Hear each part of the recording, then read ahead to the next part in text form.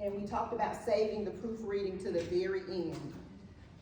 All right, so when you're submitting a manuscript, you want to check for consistency. For example, I'll have people say, well, I want the word scripture capitalized all throughout my book, but they only capitalized it maybe here and there and throughout the first chapter or so forth.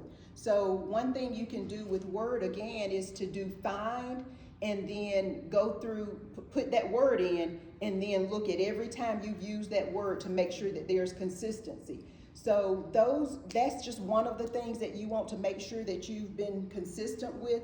But the font that you use for any heading, just make sure that you're consistent throughout so that your book isn't just kind of all over the place and that things aren't uniform and unified, because that speaks to very amateurish versus more of a professional work when it looks good and when it's solid. So if you spell Maya, M-Y-A, in one place, just make sure you've spelled it the same way. You've left that first A out. Some people spell it M-A-Y-A.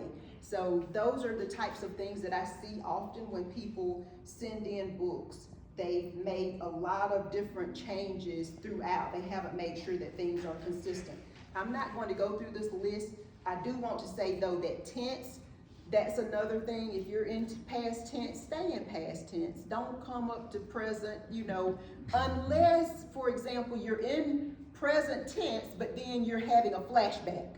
There are sometimes it makes sense to change the tense, but just make sure you check that and you know what you're doing. If you decide you're going to tell the story from the teen's perspective, that's perfectly fine. And sometimes you can juggle the chapters. This is from the teen's point of view. The next chapter is from the parent's point of view. This one is from the coach's point of view. And then this one is from the teacher's point of view. You can do that. Just make sure it's clear and it's consistent. You don't want to go back and forth with different people talking, jerking your audience around and not being on point or clear about who's speaking and when they're speaking.